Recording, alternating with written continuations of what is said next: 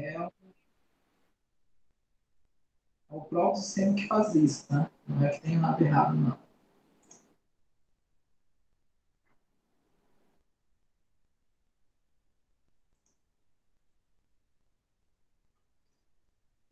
Bom, pessoal, então hoje nós vamos falar sobre abordagem sistêmica e sobre a abordagem burocrática. Para isso, também vamos falar um pouco sobre a abordagem estruturalista. A abordagem estruturalista ela surge ali junto com a abordagem burocrática. Ela olha mais para a estrutura da organização, assim como o Fayol também olhava mais para essa estrutura, a diferença da abordagem humanista, da abordagem estruturalista para a abordagem que Fayol fazia, não sei se vocês lembram, mas Fayol foi o contemporâneo de Taylor, então ele está dentro da escola clássica da administração. A diferença é que na abordagem estruturalista já é considerado aqueles elementos que estão fora da organização. Enquanto na abordagem que Fayol fazia, era considerado só aquele ambiente dentro da organização. Então, essas duas abordagens, a estruturalista e a burocrática, ela olha para aquele ambiente dentro da organização, para essa interação entre grupos.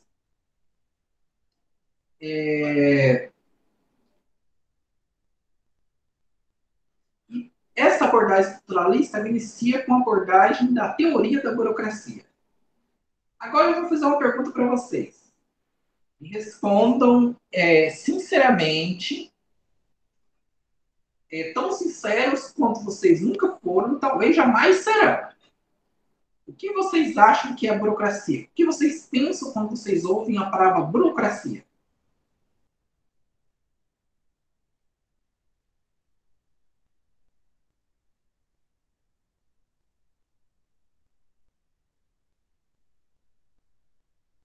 Oi, tem alguém aí me ouvindo? Eu vou pedir que quando vocês responderem, respondam por áudio, porque eu não consigo acompanhar o chat, tá? Se tiver alguém respondendo no chat, eu não consigo ver.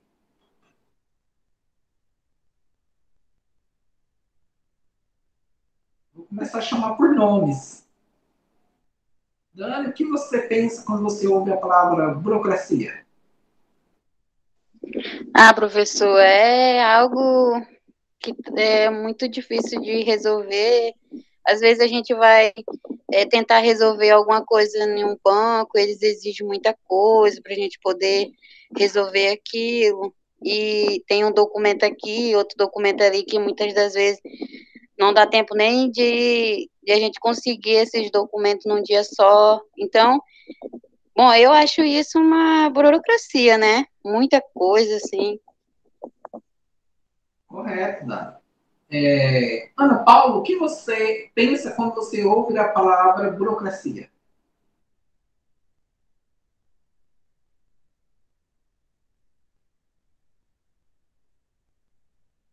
Oi, Ana Paula, tá aí?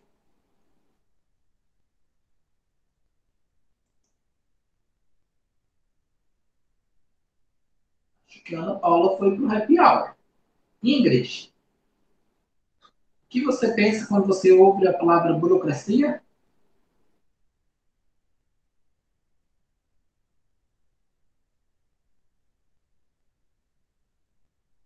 Aline, está aí?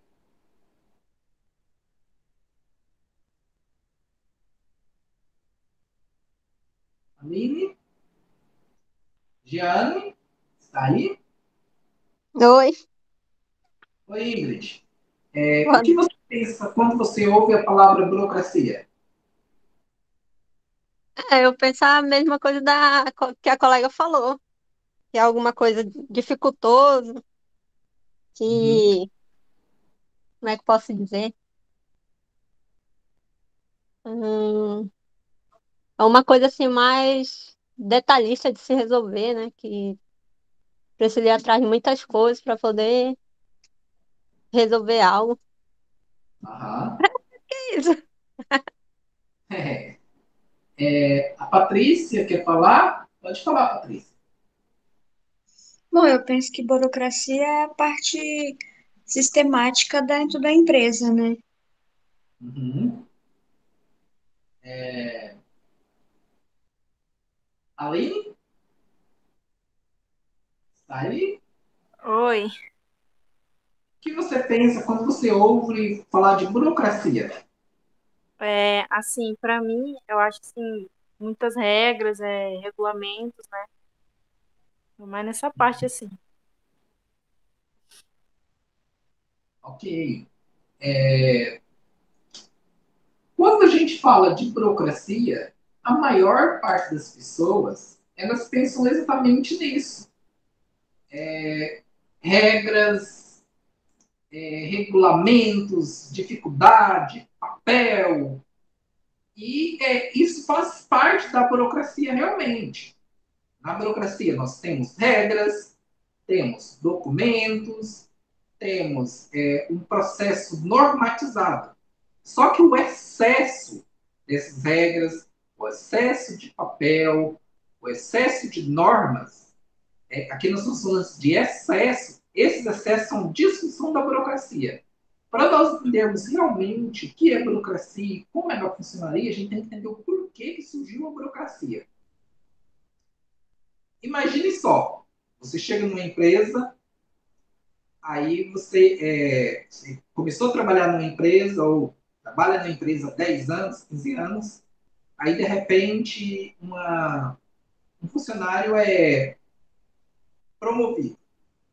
Ele saiu de um cargo e conseguiu um cargo bem maior. Aí todo mundo, se pergunta, por que ele foi promovido?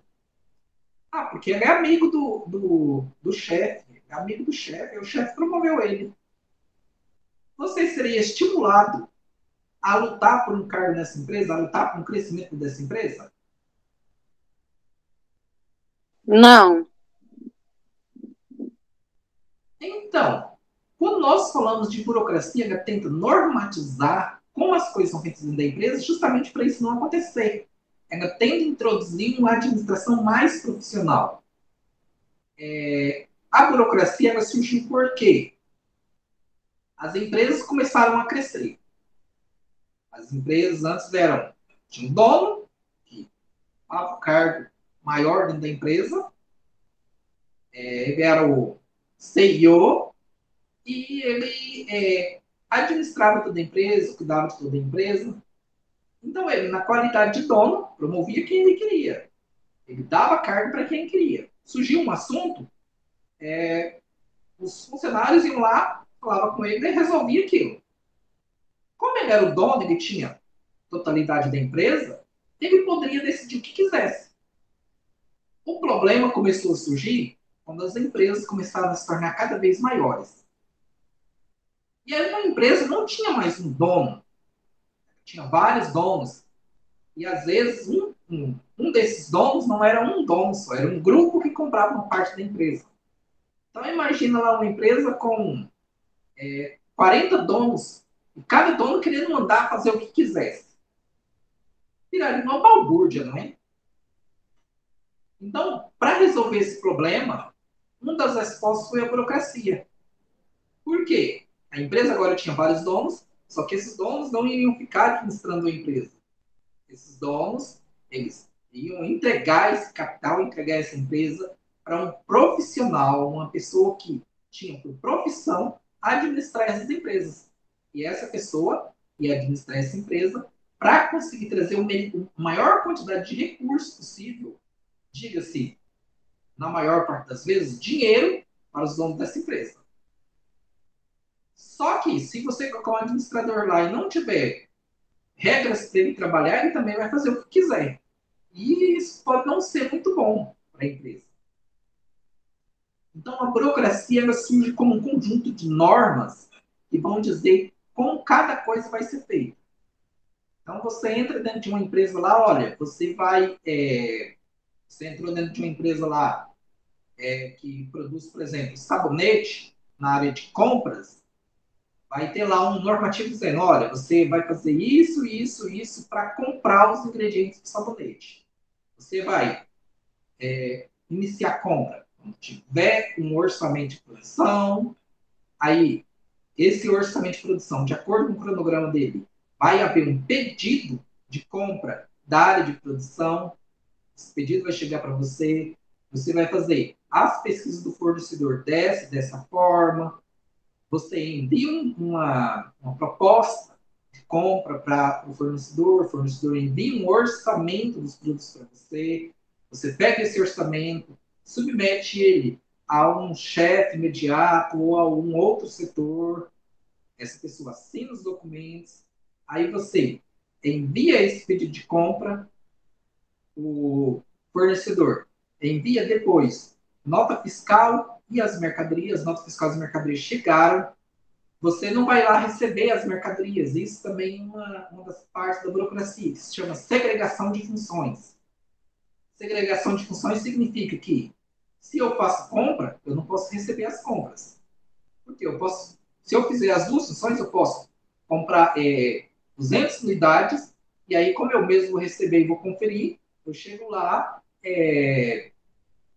compro 200, chego lá, digo que tem 200, mas eu retiro 10 e fica por isso mesmo. Então, outra pessoa tem que receber essas mercadorias. Conferir se tudo ok.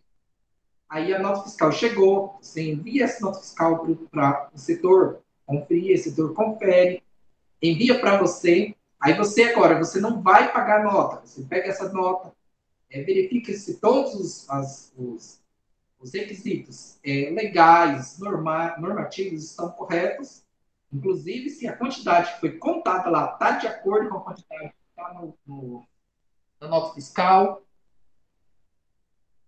Feito isso, você pega essa fatura, envia para o setor, que o setor vai fazer o pagamento. Vocês viram que existe sim, perceberam isso que eu falei, que existe sim uma certa quantidade de papel, existe uma certa quantidade de normas, de regras? Vocês perceberam isso? Sim. Sim, professor. E vocês acham que se Sim, não professor. houvesse essas normas, essas regras, seria pior ou melhor para a empresa? Não entendi a pergunta, professor. Se não houvesse nenhuma dessas regras, se não houvesse esse normativo dizendo como vai fazer as compras, seria melhor ou pior para a empresa? Acho que seria pior, não? Com certeza. Quando você vai abrir uma conta em um banco, você chega lá, a pessoa que vai abrir essa conta pede uma sequência de documentos, faz uma sequência de procedimentos. Tudo isso tem um normativo dizendo como ela vai fazer aquilo. E aí existe também as regras. Olha, você abriu a conta. Qual a quantidade de crédito que o banco vai conceder para você? Existe todo o normativo dizendo como vai ser feita essa análise. Se não houvesse isso, se chegasse lá no banco, o gerente poderia decidir o que ele quisesse. E aí, isso poderia não ser muito bom para o banco, porque o gerente que quisesse aumentar as metas dele, quisesse cumprir as metas, simplesmente poderia conceder crédito para pessoas que ele sabia que não iria pagar. Mas como existe normativa, ele tem que pegar alguns documentos que comprovem renda, comprovem capacidade de pagamento, e aí vai conceder esse crédito de acordo com essa capacidade de pagamento desse cliente. A Leilene não está escutando. Gente, alguém mais está com problema de áudio? Não tô com problema não, professor. Pra mim tá normal.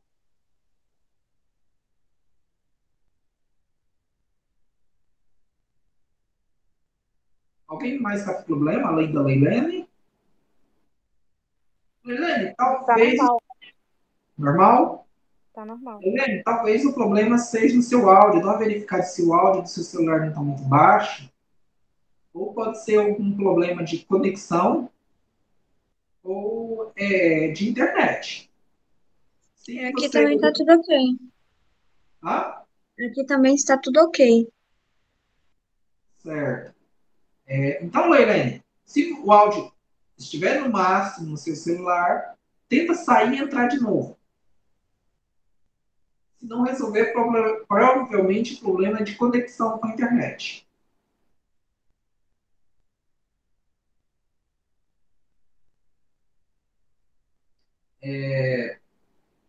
Então, a teoria da burocracia surgiu junto com a administração profissional das empresas.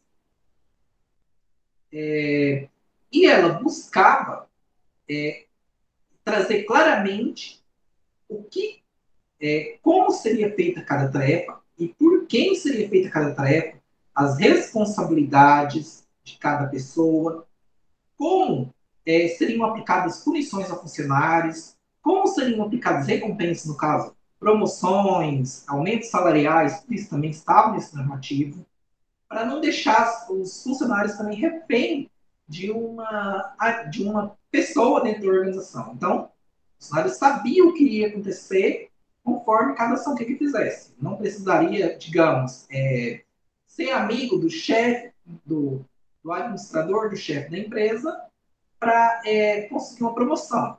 Ele teria que fazer o trabalho dele bem feito, de acordo com o que estava no normativo, e aí ele seria promovido. Nesse caso, a teoria da burocracia previa até assim, os funcionários que vão ser promovidos vão ser esse e esse. Não os nomes, mas os funcionários que atingirem essa meta, que fizerem isso, é os que vão ser promovidos. O problema da burocracia é que, como está tudo claro o que deve ser feito, muitas vezes os funcionários se apegavam muito à norma. Então, digamos, normativo está lá, olha, digamos em um banco, normativo está lá, olha, você precisa trazer um documento de habilitação de veículos para identificação da pessoa. Aí chega um cliente lá, traz a identidade. Não, identidade não pode, tem que ser documento de identificação. Tem que ser a habilitação. Mas identidade também não é um documento de identificação? Não, mas aqui no normativo está dizendo que tem que ser a Carteira Nacional de Habilitação, então não pode ser identidade. Isso é um apego às normas. É claro que em alguns casos você vai ter que analisar isso, em alguns casos você vai ter que se apegar à norma mesmo para se proteger. Mas isso é um caso de burocracia que não é boa para a empresa. Vou dar um exemplo bem claro. Agora, mudou, eu acho que já mudou isso, mas nós tínhamos um banco que ele, para você abrir uma conta, ele exigia um comprovante de residência. Tá, então você precisava de um comprovante de residência, você chegava lá no banco, você poderia apresentar como comprovante de residência a fatura de um cartão de crédito. Até aí, tudo bem. Você chegou na empresa, apresentou a fatura de cartão de crédito, comprovou sua residência. Só que a fatura de cartão de crédito não poderia ser de um cartão de crédito dessa própria empresa. Então, assim, vejam que coisas sem nexo. O comprovante de residência não pode ser uma fatura de cartão de crédito da própria empresa, mas se for de qualquer outro banco, pode ser. É uma coisa sem lógica. Uma outra questão de burocracia, digamos assim, você vai em um órgão público, e aí chega lá, você precisa levar documentos para comprovar uma situação. Aí você chega para o funcionário, apresenta seus documentos e as cópias. Ele olha, não, essas cópias aí tem que ser autenticadas em cartório. Peraí, você não está mostrando o original e as cópias do funcionário? Por que ele mesmo não pode ir lá e autenticar elas? Uma autenticação administrativa. Não, porque o normativo diz que as cópias têm que ser autênticas. Têm que ser autenticadas. Então, como não está dizendo que pode ser autenticado administrativo, tem que autenticar em cartório. E isso é um exemplo de excesso, de apego a normas, e não nos resultados. Isso faz com que os funcionários acabem tentando cumprir normas ao invés de alcançar os resultados da empresa. E aí, outro exemplo, assim, o funcionário está numa empresa, ele é um vendedor, aí chega o No contrato de trabalho dele, diz que ele vai trabalhar até as 7h30. Aí ele chega lá, um cliente chega lá às 7h28, ele fala, não vou te atender mais, porque às 7h30 eu já não trabalho mais. Ele é um vendedor, ganha comissão. Por que não atender um cliente? Não atendo mais porque acabou o meu horário de trabalho. Isso também é um apego às normas. Isso são excessos de burocracia. Ficou claro para vocês? Alguma dúvida? Ficou claro sim, Sim. professor.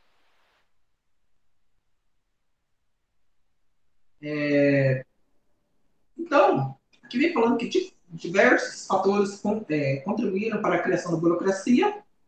Isso inclui organização e crescimento desordenado, com maior grau de complexidade. Aqui que eu falei, as empresas estão crescendo, passando para a mão de administradores profissionais, ao invés do que era feito anteriormente, que o próprio dono administrava. Racionalidade, igualdade no tratamento de funcionários. Isso nós vamos ver até um pouco mais à frente.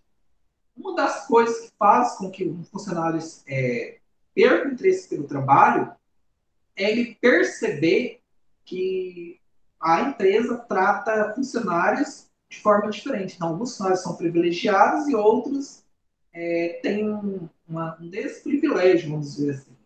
Então, isso impacta na motivação do funcionário. Então, a burocracia tenta fazer com que todos os funcionários sejam tratados de formas iguais. Na medida das suas desigualdades, né? Um funcionário que seja melhor, preste serviço melhor, ele vai ser tratado de acordo com essa produção melhor de serviço dele. Então, não é a igualdade, tratar todo mundo igual, produzindo ou não. Ou seja, eu pego um funcionário preguiçoso, um funcionário que é muito trabalhador, trato os dois de forma igual. Não, mas aquele funcionário que é preguiçoso vai sofrer sanções, aquele que é trabalhador, se esforça mais, vai receber mais recompensas. Mas, se o funcionário preguiçoso se tornar um trabalhador, ele também vai começar a se tornar recompensado. Igual, se tratar de forma igual, nesse caso está se referindo a não pegar pessoas que fazem o mesmo trabalho e tratar de forma desigual. Abordagem mais ampla, necessidade de estudos mais estruturados, começou a se tornar mais, depois da escola humanista, começou a se perceber essa maior complexidade das relações humanas e os estudos começaram a se tornar mais complexos e perceberam a necessidade de normatizar algumas relações dentro das empresas. Então, a burocracia visa tornar a organização mais eficiente, ou seja, fazer com que a organização produza mais, utilizando menos recursos. Isso é feito através desses normativos, das regras, porque você chegou na empresa e sabe o que você vai fazer. Então não precisa você ficar inventando a roda para cada vez que você precisa fazer alguma tarefa. Eu tenho um exemplo de você não olhar simplesmente para o que é passado para você, mas você também tentar resolver o problema dos clientes. Quando eu trabalhei em um banco, ou melhor, vou trazer um exemplo de quando eu falei para vocês ontem que eu trabalhei no mercado, e eu vou falar para vocês a importância de você não ficar tão apegado às regras. Você procurar trazer o melhor resultado para a empresa, ao invés de tentar cumprir regras.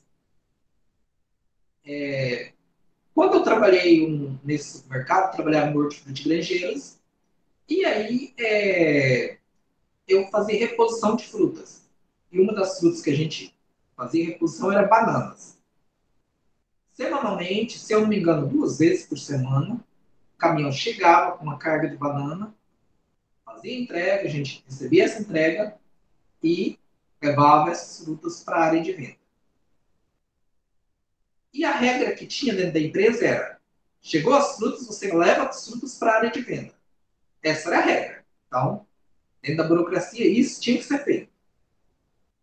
Eu comecei a perceber que quando as frutas, quando as bananas, ou até mesmo outros frutos chegavam que elas estavam mais verdes, que não estavam muito maduras, colocava regras na área de venda, como o supermercado contava com sistema de ar-condicionado, essa área de venda era fria, era mais fria.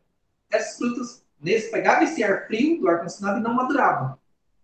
Então você colocava uma gôndola cheia de banana, essas frutas não maduravam, o cliente chegava lá, via aquelas frutas verdes e não comprava. E aí eu fui sugerir o seguinte, falei para o gerente, olha, ao invés da gente colocar todas as frutas aqui, por que a gente não coloca só um pouco aqui na frente, só para deixar algumas frutas aqui, para dizer, olha, nós temos. Se o cliente quiser levar verde, ele leva. Mas a maior parte das frutas, quando ela vai chegar em verde, a gente deixa lá no fundo, no estoque, que lá é mais quente e elas vão madurar. Quando elas madurar, a gente traz para a área de venda e aí vai aumentar a venda do mercado. No início, o gerente falou assim, não tem nada disso, não tem que encher a gôndola. E aí, como eu havia falado com ele, falou que encher a gôndola, eu continuei enchendo a gôndola. Só que ele começou, a partir desse momento, ele começou a observar como é que era feito isso, como é que isso ocorria de fato. E aí, na mesma semana, ele falou assim, Willis, faz daquela forma como você falou, deixa lá no fundo, coloca só um pouco aqui na frente e deixa lá no fundo as verdes para madurar. Vamos experimentar assim. E aí, eu fiz assim, e como as bananas agora, a maior parte, depois, a primeira parte foi verde, que era só para fazer aquela aparência. Mas não encher, a gôndola não ficou cheia. Quando nós trouxemos outras bananas maduras, que um dia, 2 dias depois já estavam maduras, as vendas aumentavam. E isso foi tão bom para a empresa que até a última vez que eu fui nesse supermercado, há uns 3 anos atrás, eles estavam utilizando o mesmo sistema. E já faz uns 10 anos que eu trabalhei nesse mercado. Ou seja, eu não me preocupei em simplesmente cumprir regras, eu me preocupei em observar e trazer o melhor resultado para a empresa. Isso é um exemplo de você não ficar pegado à burocracia, mas sim procurar trazer resultados para a empresa. Dúvidas? Não, professor. Até o momento, não. Não. Então, na burocracia, tudo é previsto, é planejado, é executado conforme as regras, conforme os regulamentos, e isso é feito de forma impessoal. Como assim de forma impessoal? Eu vou fazer o meu trabalho, mas não vou fazer um trabalho ligado a uma pessoa. Por exemplo, nesse supermercado tinha 2 gerentes. Então, se eu fosse fazer um trabalho lá nesse mercado, eu ia fazer ele independente se ia fazer para um gerente ou para outro. Da mesma forma, o gerente também, se ele tivesse que dar uma promoção para alguém, ele ia observar quem estava fazendo as atividades da melhor forma, independente de quem fosse. Ele não ia chegar lá para alguém, olha, eu vou te promover porque você é meu amigo. Não, ele ia chegar lá e promover quem estivesse trazendo os melhores resultados para a empresa. Então, as características são: normas e regulamentos possuem caráter legal, então não é aquele negócio assim que na rádio peão, você tem que fazer assim, você tem que fazer assado. Não, existe um documento que diz quais são as regras nessa empresa, como as coisas devem ser feitas, quando devem ser feitas e por quem deve ser feito. As comunicações são formalizadas oficiais, então você vai comunicar uma coisa para alguém, você vai mandar um e-mail, vai mandar um memorando, você não vai simplesmente chegar lá e falar alguma coisa, você vai se comunicar de forma oficial.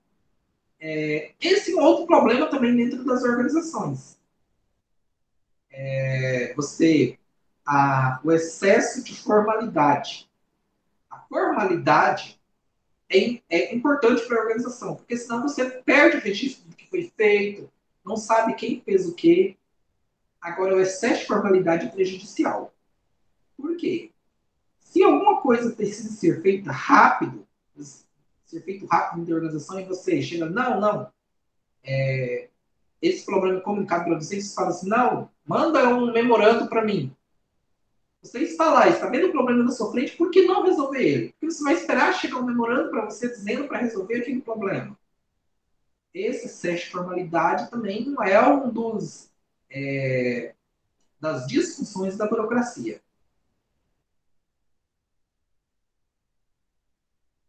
O trabalho é dividido de forma racional, então você é contratado, já tem um normativo dizendo o que você vai fazer.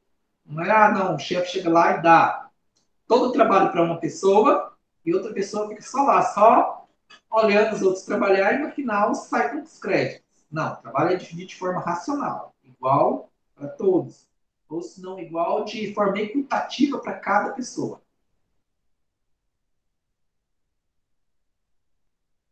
Relacionamentos impessoais, já falamos. A autoridade segue a hierarquia organizacional. Então, na burocracia tem uma hierarquia. Você quer se comunicar com a organização, você vai se comunicar com seu chefe imediato. Se o seu chefe imediato não puder resolver aquela situação, ele vai comunicar com o chefe dele, assim, seguindo essa hierarquia, até chegar na cúpula da organização. Não, eu trabalho no chão de fábrica e vou falar com o presidente da organização. Não, você tem que seguir a linha formal, a hierarquia dentro da organização. O problema é que muitas vezes essa hierarquia, seguir essa hierarquia leva muito tempo. E em algumas áreas de serviço, digamos assim, hoje na criação de softwares, se esperar, se a organização for muito hierarquizada, tiver muitos graus de hierarquia, quando a informação chegar no nível de hierarquia adequado para dar uma resposta para aquele problema, o problema já se tornou muito mais grave ou a oportunidade já foi perdida. Então, cada empresa tem que estudar muito bem como é que vai ser estruturada essa hierarquia dentro dela. Em alguns casos, existe até a possibilidade do funcionário não passar por essa hierarquia para que ele possa comunicar um problema, por exemplo. Vou dar um exemplo aqui, não é pessoal meu, é dos States, da Disney. Em um livro que eu li sobre a Disney, falava sobre um canal de comunicação que os funcionários tinham diretamente com o CEO da empresa. Esse canal servia para os funcionários se comunicar e trazerem problemas, dificuldades. E uma das dificuldades que eles encontraram, que o funcionário passou, era que havia um chefe de um setor de alimentos que estava roubando a Disney, roubando a empresa. O funcionário foi lá, comunicou isso diretamente para o CEO. Se ele tivesse tentado seguir o grau de hierarquia, provavelmente esse problema, talvez nem chegasse ao CEO e talvez ele não fosse resolvido. Se o chefe desse funcionário fosse conivente com essa ação, ele não ia passar o problema para frente. Então, essa possibilidade, em alguns casos, de você contornar essa hierarquia pode ser benéfico para a empresa. Todas essas possibilidades têm que ser estudadas caso a caso em cada organização. Rotinas e procedimentos padronizados. Trabalhei em um banco e lá, chegava com um documento e aí tinha toda uma padronização para você resolver aquele problema. A gente chegava lá, por exemplo, trabalhei na área de FGTS. E chegou lá, entregou, olhava, já tinha normativo dizendo, olha, vai ter que ter esse documento, você vai consultar esse sistema, os documentos têm que trazer esse critério para se encaixar dentro dessa possibilidade de saque. Aí, se encaixou, eu tinha lá as cópias que eu precisava pegava essas cópias, dentro, se eu não me engano, era de 5 dias, eu tinha que dar vazão a esse processo, resolver esse processo. Aí, eu pegava esse processo, remetia para a gerente conferia, e só aí era liberado para o caixa pagar esse FGTS. Então, veja que esse procedimento falava cada passo do que tinha que ser feito, e nos prazos que deveria ser feito. Competência técnica valorizada, então aqui não é a pessoa vai ser promovida porque tem amizade, né? Vai ser promovida pela capacidade que ela tem. Administração especializada, que não existe patrimonialismo, pelo menos não deveria existir. E essa é uma coisa interessante, porque aqui no Brasil, na administração pública, nós temos dois problemas. Nós temos, por um lado, excesso de burocracia em alguns órgãos ou em alguns setores, ou alguns gostam de falar que em todos os setores, em todos os órgãos. Em parte isso é verdade, mas em parte tem órgãos que estão tentando se tornar mais eficazes sem tanta burocracia. E, por outro lado, em muitas áreas da administração pública ainda existe um patrimonialismo muito forte. Ou seja, para você conseguir algo, você tem que ser amigo de fulano. Isso é o patrimonialismo. Então, na administração pública brasileira, nós ainda convivemos com esses dois problemas. Um problema de excesso de burocracia e um problema ainda de patrimonialismo que ainda temos na administração pública.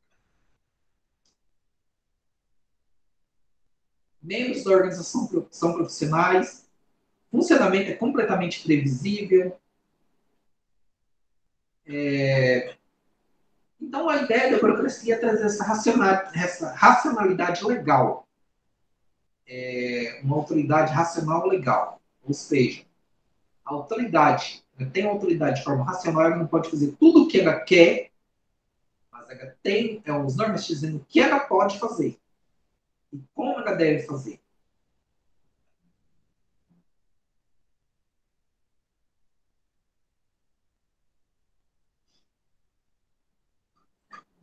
A burocracia ela traz essa visão do homem organizacional, ou seja, o homem ocupa um cargo dentro da organização, é possuidor de atribuições específicas, ele obedece a normativas, obedece às regras, cumpre essas normas.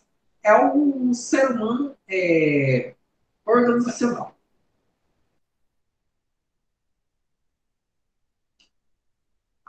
Esse homem ele obedece a incentivos salariais. Nós vamos ver mais para frente que temos incentivos não só salariais, mas também incentivos não salariais. Vamos ver na semana que vem. A burocracia traz algumas vantagens: racionalidade dos objetivos, cargas tarefas bem definidas. Eu não vou ler tudo isso aqui porque ficar lendo aqui não vai nos trazer um benefício tão grande. Vamos concentrar mais em assim, tópicos que podem trazer alguma dificuldade de entendimento. Aqui também temos estabilidade nas decisões. O que é isso? As decisões elas vão ser tomadas sempre da mesma forma para casos iguais. Então, o que isso significa? Por exemplo, a punição de um funcionário. O funcionário cometeu foi mexendo no estoque, deixou uma caixa de mercadorias de azeite extra virgem de Portugal cair. Perdeu uma caixa de azeite. Aí, o que vai acontecer? O administrador vai olhar o que o normativo diz e, se necessário, vai aplicar alguma sanção a esse funcionário. Então, digamos que tenha lá, olha, o funcionário quebrou, ele tem que pagar. Então, o gerente vai chegar, olha, aconteceu isso, quebrou essa caixa de azeite, e, infelizmente, você vai ter que pagar o custo desse azeite.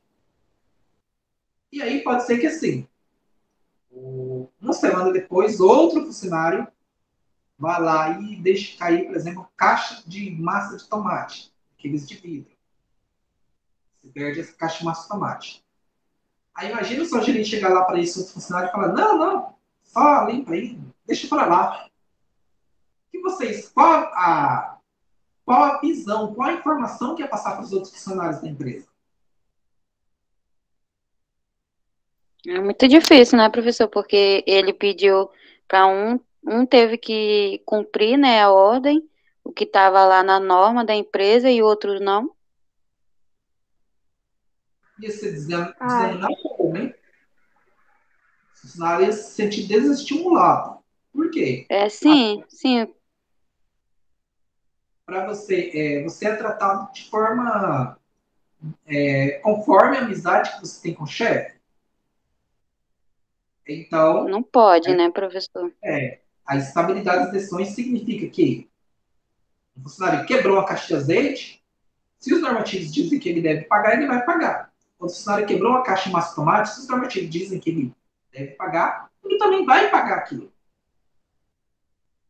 Aí outra coisa assim, o funcionário em um mês vai lá e consegue, ele vai lá e cumpre uma meta, digamos, de vendas, a meta dele era 40 mil, ele vai lá e vende 80. Aí o gerente chama ele, apresenta na frente de todos os funcionários, elogia e tal, olha, o cara conseguiu e tal. Aí, no próximo mês, um outro funcionário vai lá e consegue vender 90 mil. Aí o gerente não fala nada. Olha, se nós temos uma recompensa, nesse caso não foi recompensa financeira, mas a recompensa de valorização para um, e o outro fez a mesma coisa, a mesma recompensa deve se dar a essa outra pessoa. No caso, até uma recompensa um pouco maior, quem conseguiu um resultado um pouco melhor ainda.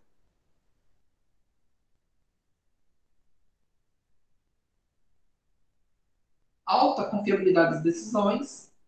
Aqui, como as regras, já existem regras dizendo o que deve ser feito em cada decisão, cada decisão, essas decisões são tomadas e são confiáveis. Agora, imagine naquela mesma situação lá. Não existe normativo da empresa. O funcionário deixa cair uma caixa de azeite. Aí o gerente chega lá para ele e fala assim, olha, você vai pagar o preço de custo da caixa. Aí ele paga o preço de custo da empresa. Aí 6 meses depois, 3 meses depois, entra um outro gerente superior àquele e chega lá, olha, mas aconteceu a situação em proporção ao preço de custo, ele tem que pagar o preço de venda.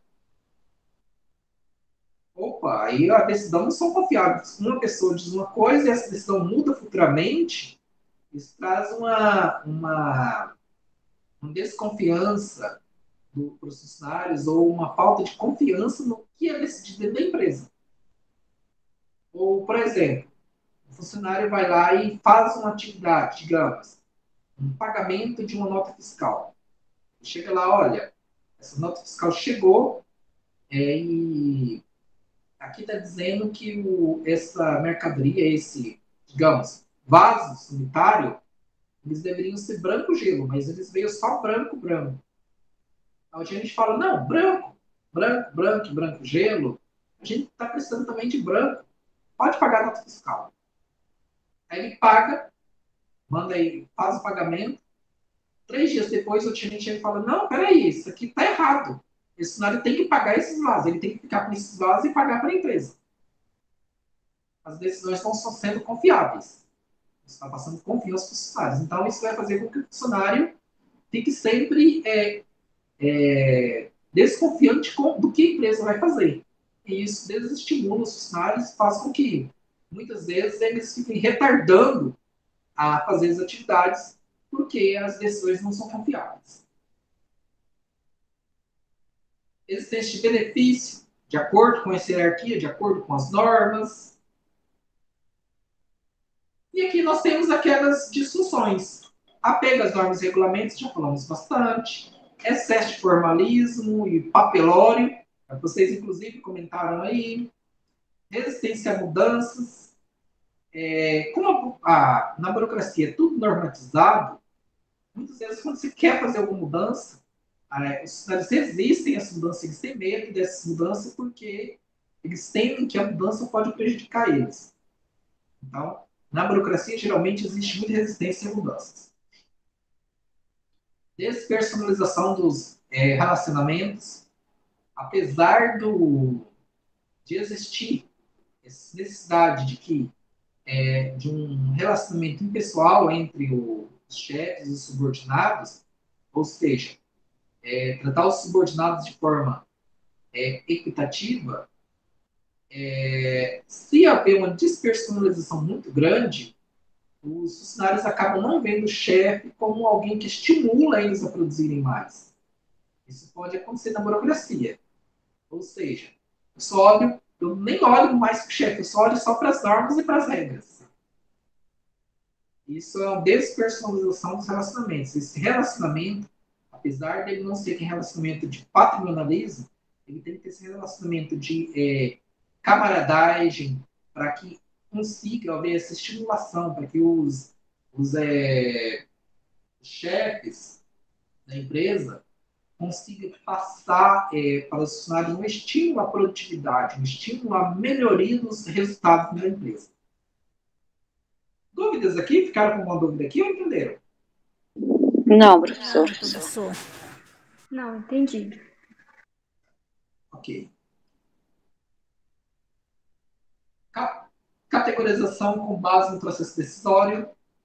Aqui a categorização se refere às categorias de funcionário, categorias de problemas. Então, você vai resolver uma categoria de problemas de mesma forma, uma categoria de funcionários que vai tratar eles dessa forma, claro assim que, digamos, dessa forma, dando mais autonomia ou menos autonomia. Superconformidade de rotinas e procedimentos. Conformidade é fazer da forma que foi mandado. Então, naquele caso das bananas, por exemplo, se eu chegasse lá e simplesmente colocasse todas as bananas lá, todas as frutas verdes lá, como havia sido, como era dito para fazer, eu estava cumprindo as normas. Mas estava trazendo melhor resultado? Não. Então, superconformidade com as leis e regulamentos pode ser prejudicial.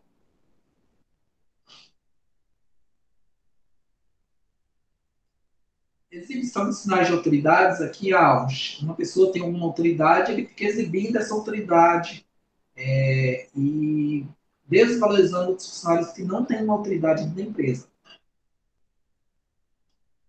Dificuldade no atendimento a clientes, conflitos com o público. Isso acontece muito no setor público. Inclusive, uma coisa que eu já estive refletindo. Você chega lá em muitos órgãos públicos, aí tem lá um papel lá na parede lá. Desacata funcionário público, crime e tal, tantos anos de prisão. Para mim, isso é uma coisa que devia ser proibido de ser colocado em órgão público. Afinal, ninguém deve desacatar ninguém em situação nenhuma. Não que eu diga que a lei está errada em si, não estou discutindo o mérito da lei, mas estou discutindo você colocar isso num local de atendimento público de um órgão. Você chega lá e vê aquele papel lá, é como se estivesse falando assim, olha, aqui eu sou superior. Não, ele é um servidor que está lá para cumprir, para atender a sociedade, para atender as necessidades da sociedade. Então, para mim, colocar aquele papel, colocar esses recados no local de atendimento de um órgão público, deveria ser proibido. Para mim, isso é uma exibição de um sinal de autoridade. O que vocês acham dessa situação? Concordam? Concordo, professor, porque não é só o funcionário público que não deveria ser xingado, algumas pessoas ignorantes, é todos os trabalhadores, todo mundo, né? Não poderia ser tratado assim. Isso Eu mesmo. também concordo. Em todo lugar, com todo mundo, tem direitos e deveres, né? Eu tenho o direito de chegar lá e ser bem atendida e não agir com grosseria ou provocar um servidor, assim como ele também tem o direito de que eu seja educada com ele. E eu penso assim. Com certeza. Eu acredito que colocar esses recados no local de atendimento de um órgão público não é bom e causa até certo conflito mental entre o funcionário e aquela pessoa que está sendo atendida. Eu sou servidor público por falar nisso.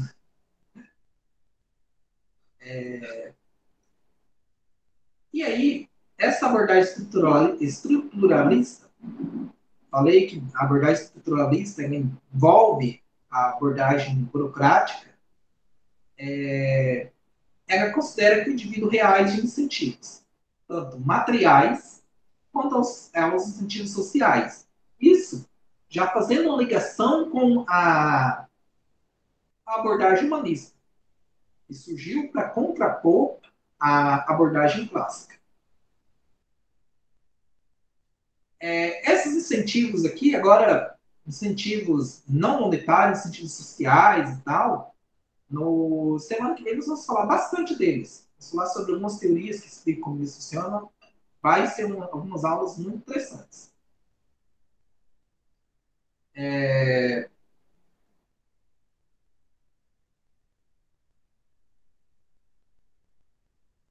Então, aqui nós temos algumas características que a abordagem estruturalista envolve tanto a estrutura formal, que está dentro da teoria da burocracia, tal, como também tem essa parte informal, que é esse relacionamento vão se criando entre os funcionários.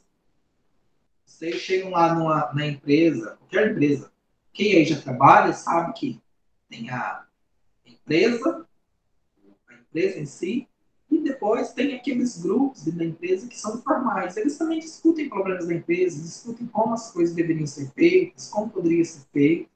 Isso é uma organização formal.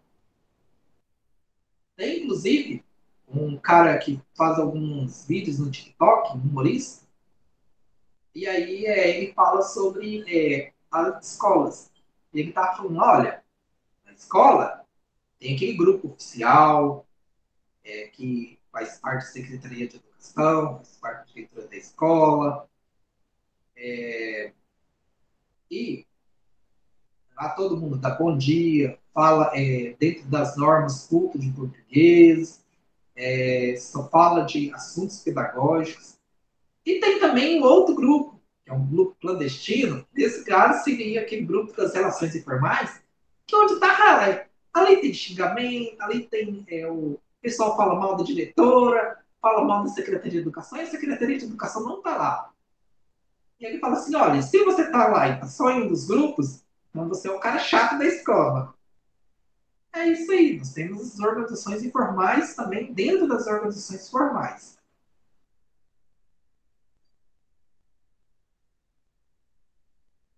Se eu tivesse pensado tivesse lembrado desse vídeo antes, eu ia colocar ele para vocês agora. É bem engraçado. Eu já coloquei ele lá no grupo dos alunos. Esses dias eu vi e aí eu postei lá no nosso grupo, que inclusive não tem o professor, né? Claro. Quem não viu, então dá uma olhada nesse vídeo, é bem engraçado. Vale a pena. Tirar um pouquinho o estresse das avaliações que estão chegando. Então, a teoria estruturalista, ela considera que existe dentro da organização as estruturas formais e informais, e ela também olha para o ambiente de fora. Dentro desse ambiente, nós temos várias variáveis tecnológicas e tal, que influenciam a organização. Dentro, nós temos a organização, temos um microambiente, que é onde estão aquelas variáveis que influenciam a organização, que a organização pode ter alguma influência sobre elas, e temos também um macroambiente. Dentro desse macroambiente, nós temos variáveis que influenciam a organização. Então, vejam que tanto o microambiente como o macroambiente influenciam a organização. Qual a diferença entre eles?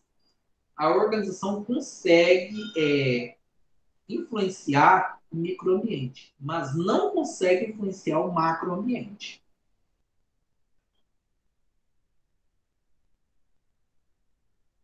Aqui nós temos um vídeo. Esse vídeo até aqui coloquei o vídeo errado, depois tenho que mudar ele. Ele está falando de teoria da administração por objetivos, que foi da aula passada.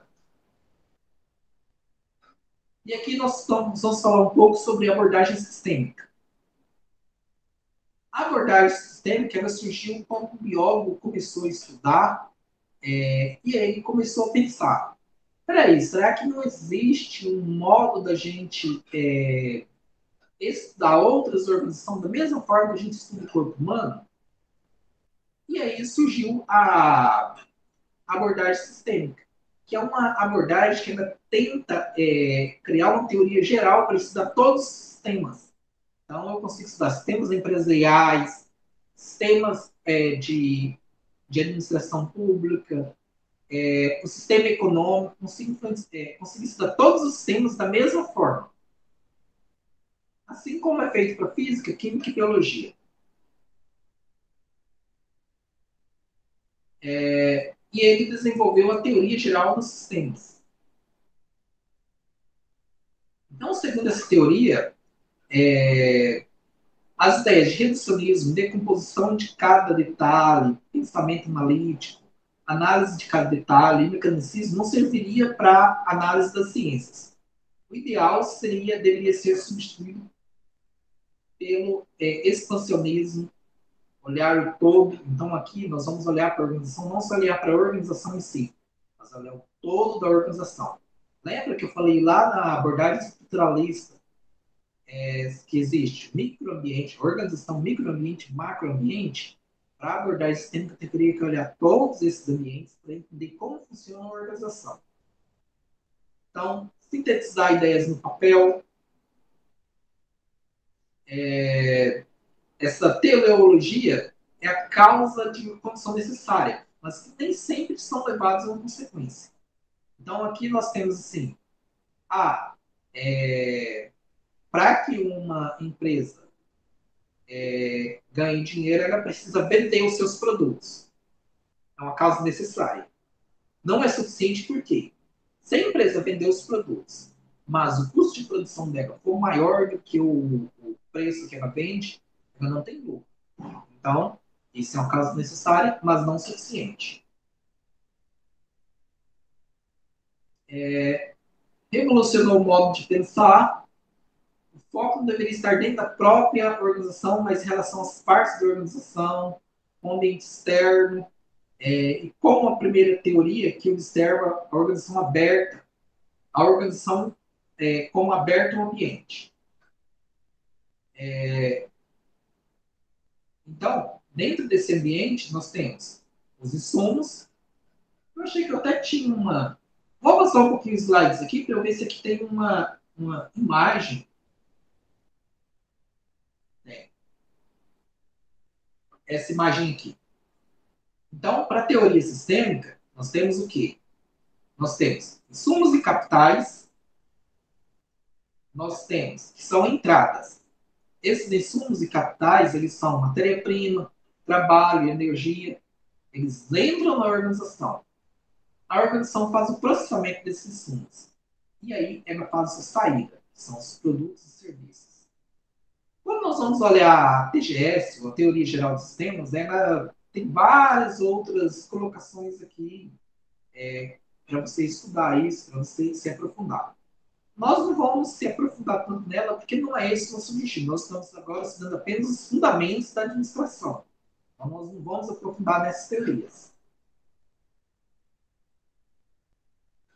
Então, vocês perceberem que se nós fosse o que acontece dentro desse processamento, poderíamos enxergar vários outros subsistemas.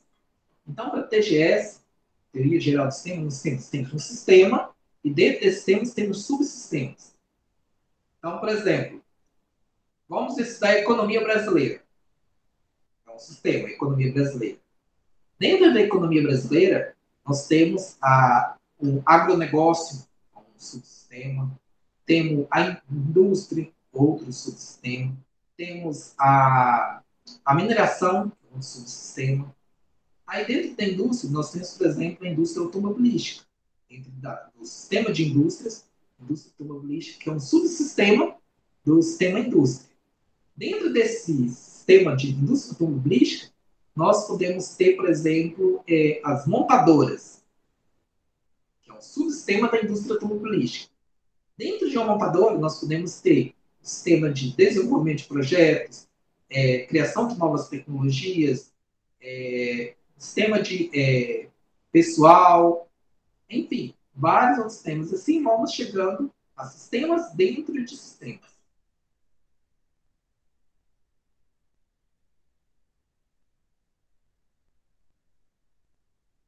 Então, o que é um sistema? É um conjunto de elementos que interagem de forma recíproca.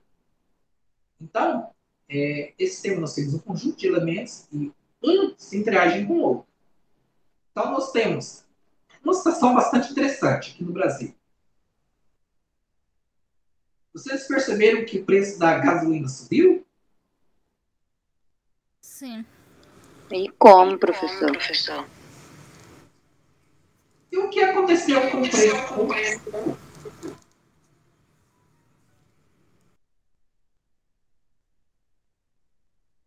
Outros produtos também subiram. Por quê? Para se fazer esses produtos, se precisa de energia. Ah, mas a energia vem de energia elétrica. Certo. Mas não é só energia elétrica. Temos energia térmica, que são combustíveis. O próprio petróleo serve de insumo. Então, por exemplo, se eu vou produzir, por exemplo, farinha de milho, eu preciso de combustível para colocar os tratores para gradear essa terra, para colher, passar veneno, para trazer, movimentar esse milho até a indústria, depois movimentar esse farinha novamente para o mercado. Então, o preço do combustível influenciou nisso. Agora, vejam só, a farinha mais cara vai fazer você comprar menos. Então, teoricamente, ele ia forçar o preço para baixo. Então, por isso que o preço das coisas não sobe indefinidamente. Por quê? Quando o preço de algo começa a subir muito, as pessoas vão comprando menos. As pessoas comprando menos vai fazer com que aquele produto esteja, em tese, sobrando no mercado, que força o preço para baixo. Mas é claro que vai subir. Mas não sobe eternamente devido a isso. Por isso que um fabricante, mesmo que ele seja produtor único, ele não pode colocar um preço muito alto nos produtos. Digamos, se eu tenho crio um software e só eu consigo produzir esse software, ou digamos, um remédio. Sou fabricante de um remédio para uma doença.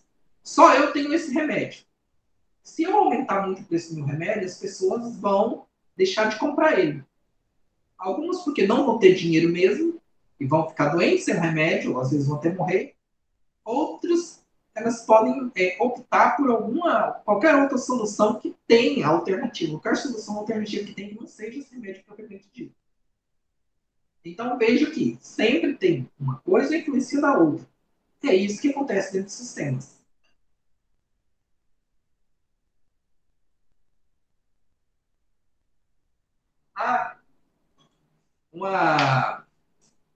Uma coisa bastante interessante dos sistemas também, acho que vocês vão entender bem.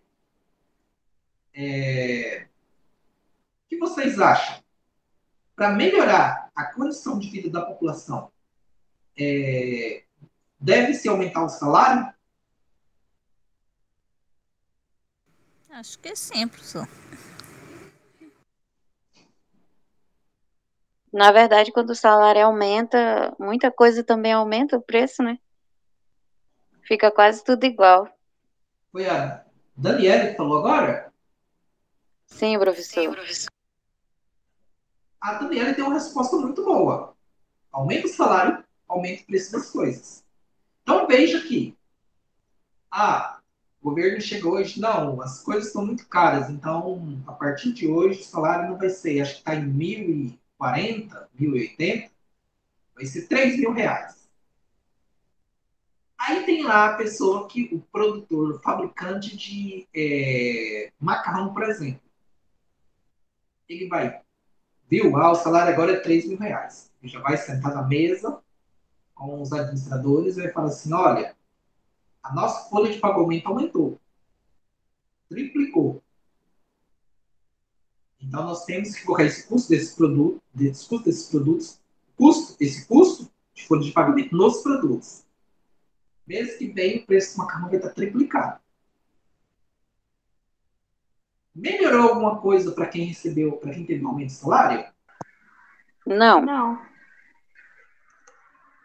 O que tinha que ser reduzido, eu acho que o que tinha que ser reduzido não é o salário aumentar, é a inflação diminuir, né? Não adianta só aumentar o salário se a inflação só aumenta, tampar o sol com a peneira.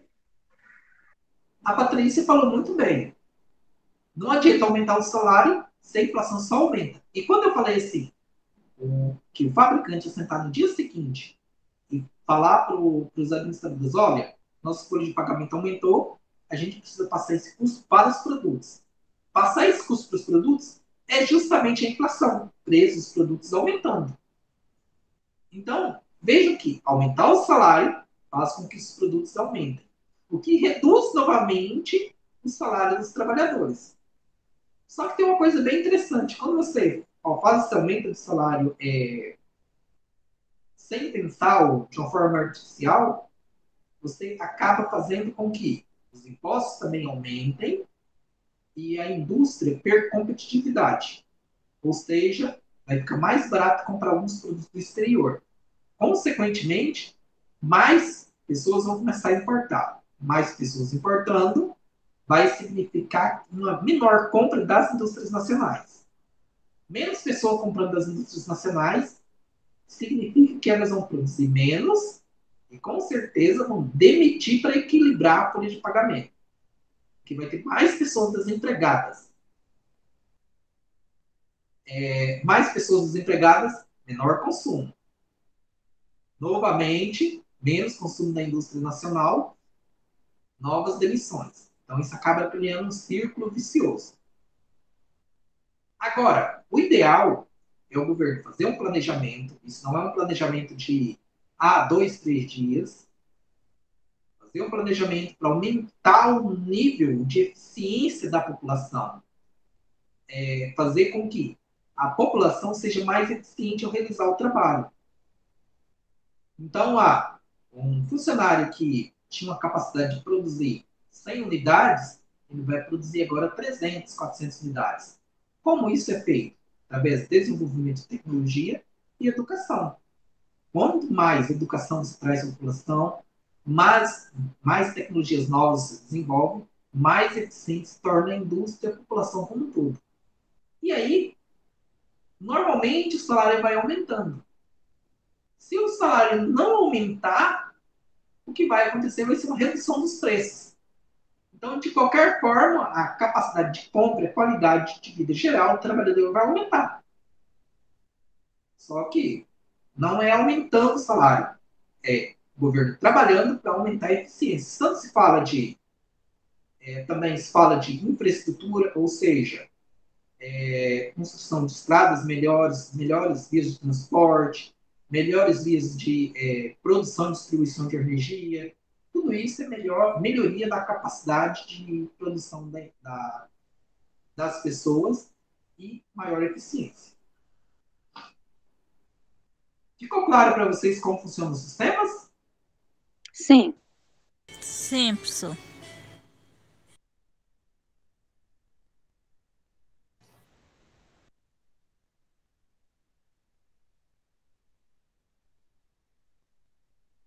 Aqui nós estamos falando das características de importação de insumos, são as entradas, transformação, processamento, a exportação, a saída de produtos e serviços, ciclo de eventos, esses eventos vão se repetindo o tempo todo.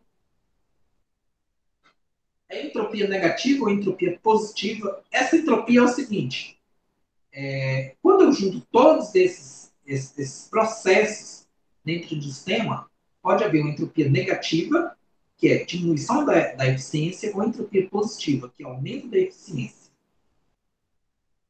Vamos imaginar, por exemplo, o governo trabalhando para desenvolver a educação no país. A educação melhora, a capacidade de produção da população em geral melhora, a vida das pessoas melhora e, consequentemente, as pessoas vão ter mais recursos para investir mais em educação.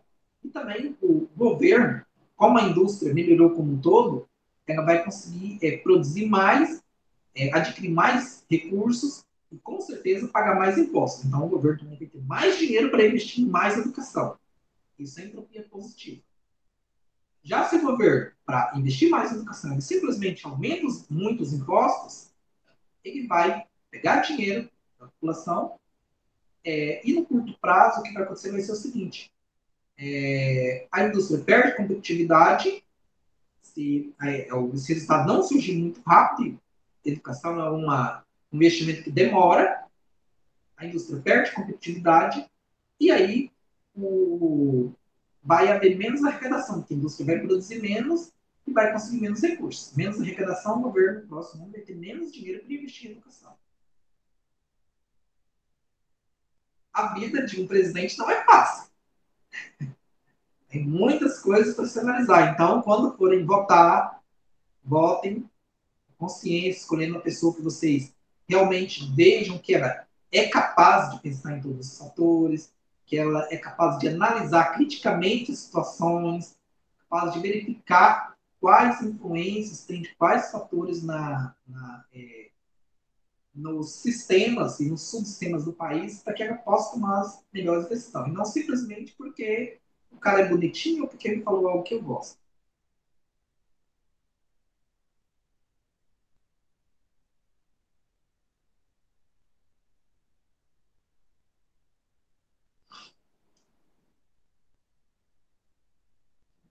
E por hoje é isso.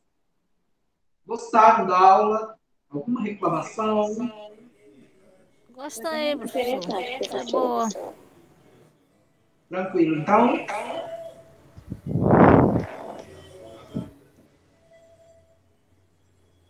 Tem alguma pergunta, alguma dúvida? Não. Não, professor. Leilene, acho que você tentou falar alguma coisa e eu não consegui entender, não consegui ouvir. Não, professor, só falei que eu entendi tudo. Foi boa a explicação do senhor. Lembre-se, não guarde dinheiro. Guarda dinheiro. Dinheiro você faz Pra ir pra praia. com dinheiro você pode nos comprar churrasco. O dinheiro tá difícil, professor. Até a carne diz que amanhã vai aumentar a carne. Deus, eu lembro. Para vocês terem uma ideia, quando se fala de sistemas, a carne é produzida no Brasil, é processada no Brasil, mas o aumento de dólar influencia no preço da carne. Por quê? Quem vende a carne é os frigoríficos. O frigorífico, ele chega lá, olha, ele produziu lá 100 toneladas de carne. A carne que é produzida, digamos que aqui no Brasil esteja R$ 50 o quilo. Se o dólar estiver a R$ 3, isso significa que para ele vender 1 quilo de carne aqui no Brasil a R$ 50, ou vender no exterior vou colocar R$ 5. Peraí, deixa eu pensar. R$ 30, isso. Quilo de carne está R$ 30. Para a gente fazer uma conta mais redonda, aqui no Brasil. E o dólar está R$ 3. Para ele vender aqui no Brasil a R$ 30 ou a $10 no mercado exterior, vai dar na mesma. Por quê? Se ele vender a $10, depois ele converte esses $10 em reais, dá R$ 30. Agora, se o dólar sobe para R$ 5, aí ele tem que vender essa carne agora a 5 vezes esse valor. Se a carne aqui no Brasil ele consegue vender a $10, a carne que ele vendia a 30, agora ele vai ter que vender a 50 no Brasil. Para ele conseguir o mesmo valor que ele conseguiria de reais se vendesse em dólar. Ah, tá, mas esse dinheiro está aqui no Brasil. Real. Tá, mas por que você iria vender uma carne que você produziu a R$ 30 se você pode vender a 50? Lógico que você, dono de frigorífico racional, iria vender a R$ 50. O frigorífico que vende em dólar vai poder pagar mais o pecuarista. O pecuarista vai escolher o frigorífico que paga mais. Consequentemente, mesmo que o frigorífico só venda aqui dentro do país, não venda carne do exterior, ele vai ter que aumentar o preço porque ele vai comprar carne mais cara do pecuarista. Bom, pessoal, era isso. Espero que vocês tenham gostado, tenham compreendido. E até semana que vem. Boa noite. Até. Boa noite a todos. Aproveitem o happy hour. Boa noite. Boa noite, professor. Bom fim de semana a todos. Amém.